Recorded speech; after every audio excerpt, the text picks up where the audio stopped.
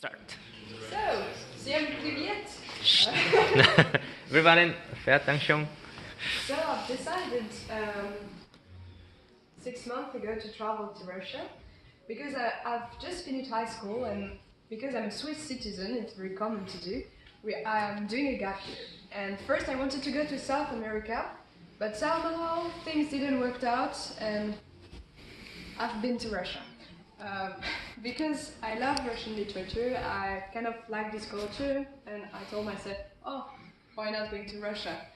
It seemed adventurous, and I wanted to go there in winter because I had this image of the cold Russia with snow everywhere, and it was very romantic in my mind. And I've divided my trip in several parts. First, because I wanted to learn more about the culture and the inhabitants in Russia, like who are they, what is Russia, because I know Russia only through media and books. I really wanted to talk to the people, that's why I needed to speak Russian. So the first part of my trip was to learn Russian basics, like just to get along and to survive in Russia and to have a basic conversation. So that's why for this I first came to St. Petersburg and I've been to a language school, which is called Lied and Dance. And I've been to that school for 5 weeks in St. Petersburg, learning Russian every day. I had intensive courses, and it was my first days in Russia, and it's very surprising when you arrive in Russia. You're at the airport, and everyone has a shapka on. You see big dogs everywhere, and everything is written in Russian, and like the Cyrillic alphabet is crazy. You're like, whoa! Who am I? Where am I? I'm in Russia, it's fantastic. And that was my first feeling of Russia. And so I came to school, I had a great teacher, and it was very motivating to have amazing persons with me. Those persons were very interesting, very clever, and they were all so motivated for so many different reasons to learn Russian that we had a great time. Those are, like, now I can say they are my best friends. It was amazing to share that time with those people, to learn Russian together, to insert Russian together because it's so hard to learn. It was amazing, such a great time. And St. Petersburg is a fascinating city because on the one hand it's very Russian. You can't see that anywhere in Europe. But Peter the Great, who is the founder of St. Petersburg, has created St. Petersburg on the model of big European cities. So St. Petersburg looks like, let's say, Versailles, for those of you who have been in Versailles, or Venice. It looks a bit like Venice and Versailles together, but much bigger because we're in Russia. It has to be bigger, and it's very big and beautiful, and you have like golden roofs everywhere, and I think it's one of the most beautiful cities I've ever seen. And the life here is very different. Like, first you can see it's much poorer than what I've expected. Like, Russia, it's kind of a very poor country in comparison to Europe. And you can say that when you meet some Russian people who tells you that they want to go to Europe because they will have a better salary or so ever, and it's kind of something that you noticed on the first days. And you can say also that in St. Petersburg, it's one of the cities with like so much culture going on. You can go out every night. You can go every day to a different exhibition. So there's always a cultural event on, and Russian people, I'm not sure about that, but it's what I've experienced. They love culture. Like, it's always crowds. When you go to the Philharmonic, it's always crowds. When you go to the cinema, it's always crowds, and also for the museums and so ever, which is amazing because you can't see that in Europe, where you have few people going to the cinema and so ever. But in Russia, it's crowds all the time. And sometimes I couldn't have a ticket for one play because too many people wanted to go there. And that's something I loved about it. And yeah, St. Petersburg to me is a city with it's an artsy city. It's very hipster, lots of art, and it's something good because there's not so many tourists. People are still speaking Russian everywhere, and you have the feeling that it's very authentic, much more than, I don't know, big metropoles in Europe, for example, or other cities that I've visited. And during that first part of my trip, I've been with some of my friends to Murmansk, Perimerka, which is like in the far north of Russia, and we wanted to see the northern lights that we've missed. But it's a very unique place because you have the sea, you have the feeling that you're at the very end of the world, and there's no one. It's very like lost in the middle of nowhere, and I don't know, all those old Soviet buildings that you can see with the snow and the rocks sinking into the sea. Like, it's kind of an incredible place, like lost in the middle of nowhere, like I said. And so that was good. And in St. Petersburg, like after I came back to St. Petersburg with my friends also to finish my courses. And also in St. Petersburg, the nightlife is amazing, I have to say. It's incredible. We had great parties. And yeah, so St. Petersburg was a time where I was with international people and trying to learn Russian. It was great fun. And after that, I wanted to go to Moscow. But on the way to Moscow, I've stopped in a place called Valdai. And in Valdai, it's like a very tiny village, and there's basically nothing except the Museum of Bells, which was closed while I was here, and a lake, which was frozen, and that was basically it. So I spent 4 days here, and I knew no one.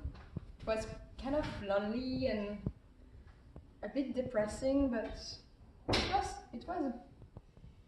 a nice view. It was pretty, nice landscapes, but that was basically it.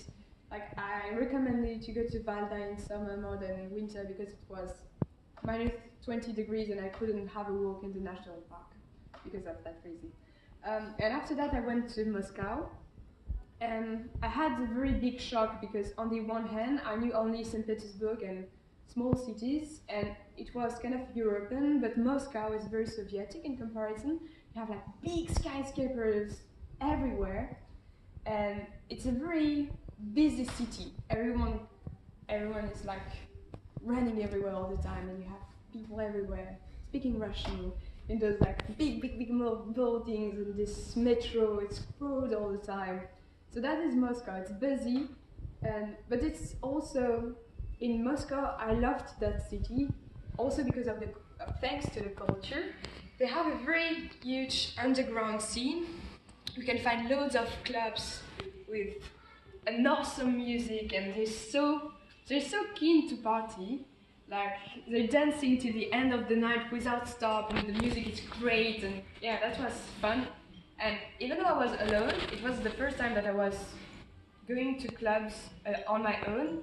I've met so many people who were dancing with me, chatting with me all the time. They were absolutely friendly, because that's one of the clichés you have when you're from the West. You think that Russian people are cold and not friendly at all, and they don't want to talk to you, but it's completely wrong. That's one of the biggest lie I've ever heard, because Russian people just, I don't know, all the persons I've met just wanted to talk to me, and I've had so many discussions with them, and they are so friendly. It's incredible. They are so nice, and they always want to help you and to talk with you and be your friends, especially if they notice that you're a foreigner and you don't speak Russian, but you're trying to speak Russian. Then they love you, which is great. I don't know, I've loved it. And in Moscow also, there's loads of those, it's called museum apartments from many writers, because I think Russia is one of the countries which love writers, which love literature. And all the writers in Russia are kind of stars. Everyone knows them. Everyone knows like verses of Pushkin by heart, which is kind of incredible. Pushkin is one of the most famous writer in... Correct. in Russia. Poet. And everyone knows him, everyone knows his verses. It's incredible. Yeah, exactly.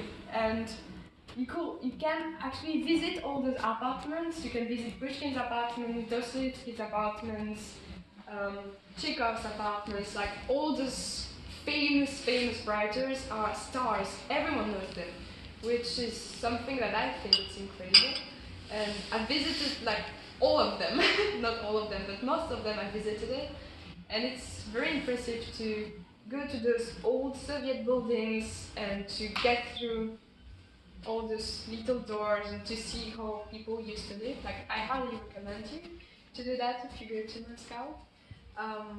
And yeah, what else? I've been in Moscow for the New Year.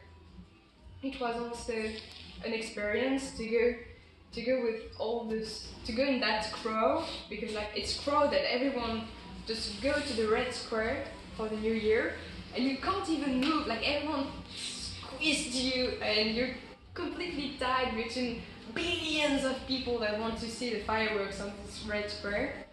And so you can't see them because you can't enter, because there's too much people. And we had to like run over the bridge with my friend to get to see the fireworks like coming behind the Kremlin.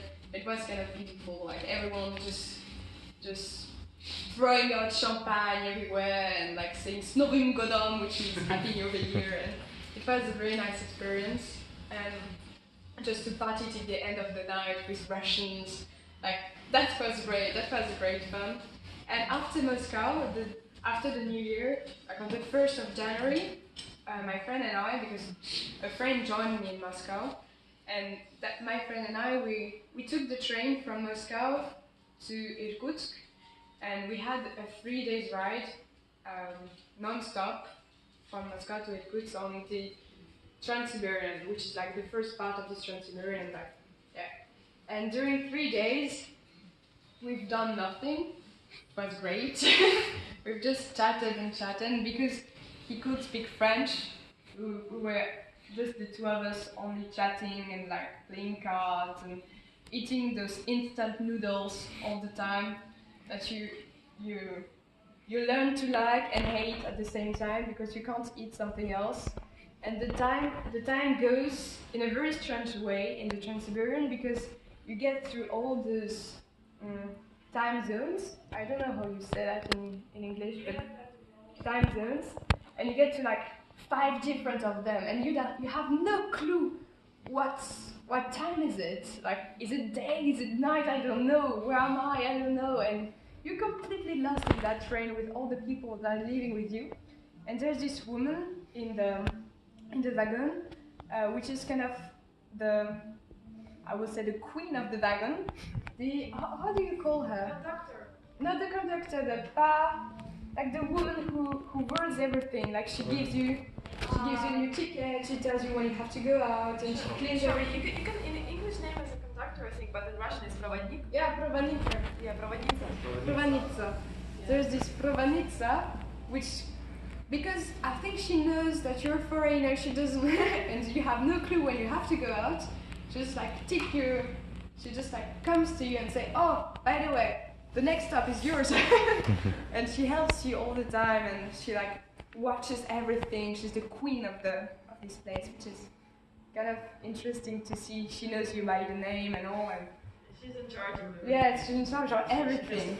Yeah, she controls basically everything on that wagon. And if you have any questions, it goes to her. And you're wondering, what does she do for a living? Where does she sleep? What does she do? She's like a mysterious and fascinating character in this train. And on the train, you get to see so many families and young people. Like, everyone takes the train, but no tourists. Like, it's only Russian people that are taking the train because they want to go from one place to another, and it's the cheapest way. And that's why you don't see tourists, and that's why if you travel alone, Russian is needed. But that's another part.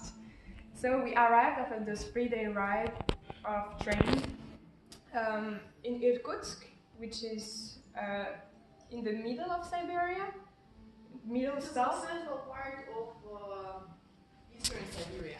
Yeah. Yeah, I'm from Irkutsk. So that's why I don't want to say something wrong. And when we arrived, it was 3 a.m. And we were in Irkutsk, in the Irkutsk station, and we were supposed to get a taxi at 8 a.m. to go to an island. But the thing didn't happen like they were supposed to happen, because it would have been too easy. So at 8 a.m. I received a text from the taxi, and they were like, "Oh, by the way, you should go to that place at that time." And so we went to that place at that time, and they told us, "Oh, if you see that white Fiat, like the brand Fiat, just jump in it." And we're like, "Oh, we don't see any white Fiat." And I was calling that number to try to figure out where was that white Fiat and how I could like find it. And I was trying to speak in Russian and like getting information in Russian, which was a nightmare because I couldn't speak Russian.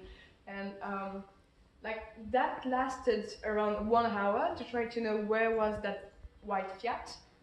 And all of a sudden I was getting a bit depressed and scared, and I was a bit yelling at my friend like, "What are we doing here? Oh my god, why are we in Russia? Oh, it's terrible, we're all gonna die, it's minus 30 degrees, and I'm dying." And at that very moment, a huge like minibus arrived in front of us, saying like, he opened the door, like still rolling, he was still rolling, he opened the door, yelling, "Philippine!" And I was like, "What the fuck?" And he just like made a sign, and we jumped in the car because we had no clue. So we just jumped in because he was screaming my name, and we arrived in a car full of Chinese tourists and 3 rich Russians drinking vodka at the back, and I'm not even joking. And we had like, we went to that car, and we had a 5 hours drive, and the guy just like drove so quickly on those very, very, you know the roads, right? They are like very highly, Yeah. and there's a layer of ice on those roads. Yeah, but we got winter tires. Okay? Hmm? We Yeah. got winter tires. Yeah, but still. It's a super professional. They drive the same road like about 3 Yeah, years. I know. But when you don't know, it's kind of surprising because the guy drives so quick, and you're like, "Oh my god, I'm gonna die." And you have your car, and there's another car coming, and as quick as yours, and you're like, "Oh my god, they're gonna like bump into each other, and we're all gonna explode." But that didn't happen. That's why I'm here. But anyway, it was kind of embarrassing to have that ride. It was better than a roller coaster. Yeah. I assure you. That's why sometimes it's better to take a tour guide. Yeah. What are you speaking tour guides with the car? She's making some advertisement. Tour guide there. But anyway, we arrived on that island, which is named Orkhon. Orkhon Island. And it's beautiful. It's just one of the most beautiful places in the world so far I've seen. Because it's very, you have an incredible landscape, like very highly, and few trees, a big forest, and a lake. The lake is huge. It's bigger than a sea. You don't see the end of the lake, so that you have the feeling that it's a sea, and it's completely frozen. So imagine, just like, try to figure out how is a frozen sea. You have a frozen sea and mountains sinking to that frozen sea. And the thing which is the most incredible in that place is the silence. Because it's frozen, you can't even hear the sound of the waves. It's completely silent. And you can hear everything. And because it's like, I was a bit outside the village, which is called Huzur. I was a bit like, I think I was around like 30 minutes walk away from that village, and we couldn't hear no car, no people. We were completely alone in this world, and we had no Wi-Fi neither. We were like shut down. Everything was shut down. It was like such an adventure, and we were like really in this very moment on that island. And it was beautiful, though very cold. Because we tried to have a walk, and it was like after really after 30 minutes of walk, my feet were freezing, my hands were freezing. I just wanted to come into any kind of warm place. I couldn't find, but still, it's worth it to have a good equipment when you go. 20 minutes past. Very quick, yeah. 20 minutes past. Oh, Yeah. sorry. Should I like? Make it quick. Well, we've seen that island. It was beautiful. And then I came back to Irkutsk when I spent a few days, just like a bit like discovering the city. It was only sightseeing because my friend left me for another adventure. And I took the train from Irkutsk to Vladivostok, and this time I was on my own. And it was incredible also. It was a completely different experience to be on my own than to be with my friend, because this time I could speak with everyone who was in the train. I could like make some friendship, to have like discussions and discovering more about the Russian soul, the Russian spirit, and to know a lot of histories of people that just want to talk with you because they are so bored that everyone wants to talk to you even though you don't speak Russian. So it was great. And then I arrived in Vladivostok. And Vladivostok is a very interesting city also because it's a mix of Europe and Asia. And you have like all those Asian influences in a city with the same architecture as loads of Soviet cities, which is very interesting. Like the mix is very interesting. And in the train you could see the landscapes evolving from Europe and those very Russian landscapes to Asian landscapes. And it was amazing to see. And in Vladivostok I've used couch surfing for the first time, and I got very lucky because the guy who hosted me was great. He was a very fun guy, and he taught me a lot about Vladivostok, the city. He brought me to parties. He explained me a lot about philosophy, Asia, Confucius, and all this Russian stuff. That wasn't Russian, that's a joke. And yeah, that was great. So yeah, that was the end of my trip, because after Vladivostok I took a plane from there to Korea. Ooh. Randomly. You decided to come to Korea from there. But if I just can say something about Russia, is that the propaganda that we have in the West against Russia is completely false. And if you want to have an idea of what's going on there, who are the people, what they think about politics, about life, you should definitely speak to them and not believe what's in the media, because that's wrong. And all the people that I've met, they made my little vision of Russia, and I've met many different kinds of people, from the owner of a street club to LGBTQ activists to just random guys on the train, and everyone had his own vision of Russia, which is such a big country that you can't summarize it in few Western articles saying that Putin is bad. Actually, show your video with Putin. Yeah, I can show you after. So yeah. Yeah. Russia is a great country.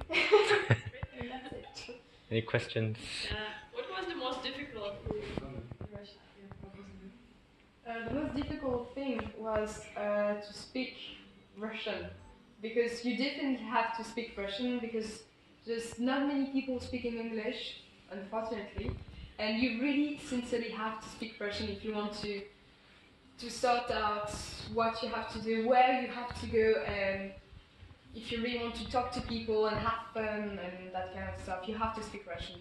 Yeah, but I think you made a great job because you can speak Russian. You can really understand some Russian. Yeah, Pravda? I didn't have no choice actually. Yeah, but I met a lot of tourists who travel by train Siberia. None of them can speak Russian, only like spasiba, привет, basic words like thank you, hello, and that's it. And they somehow survived, but you made a great job. Because I had 5 weeks of intensive courses. Yeah. So that's why. Wow. That's why. Impressive.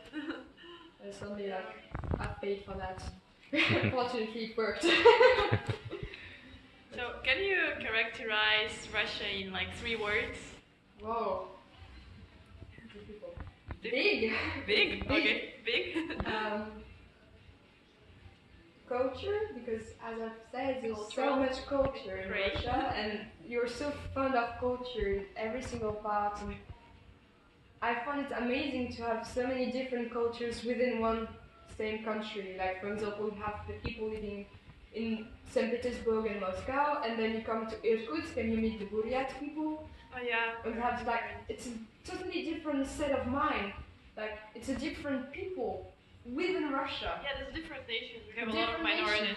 It's fantastic. I mean, that's such a rich culture, and I think, yeah, that's great. And romantic. I would say Russia is very romantic. So big cultural and romantic. Yeah. Great. To be honest, Perfect. like that is the image of Russia. I mean, when you go to St. Petersburg and you see those big bridges, like those amazing golden and green big bridges over the Neva. The Neva is the river coming Famous to river. St. Petersburg. You just understand all those writers were like, oh my god, I'm going to throw myself like out of the bridge because I'm so depressed because of love and all. You just can't understand that. It's so romantic. Russia is so romantic.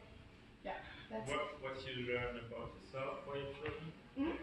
While you travel to Russia, what you learn about yourself? About what? About yourself? About myself? Yeah.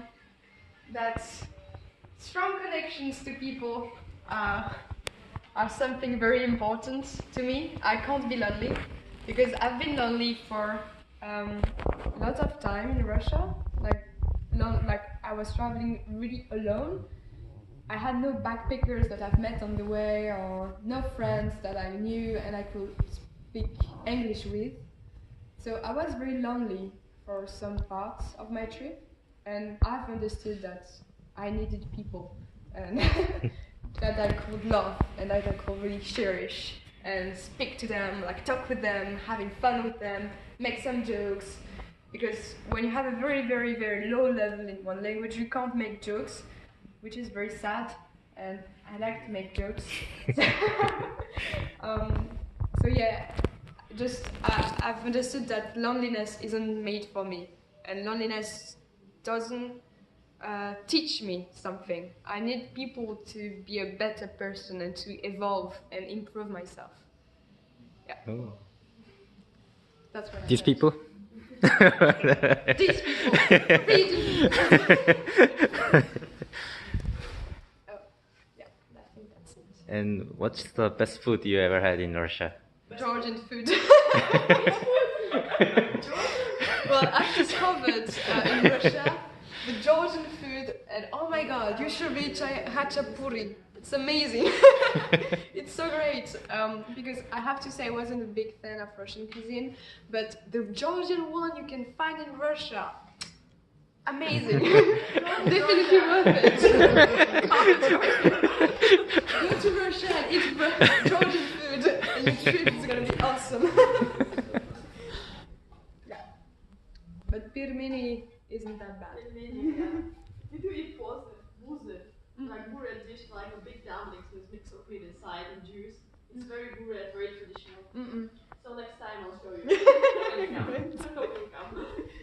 Great. But if you're sick for some adventure or so ever, Russia is made for you. That was my end sentence. All right. Thank you very much. It was a great talk. Obviously provided, sorry. You have Diana too.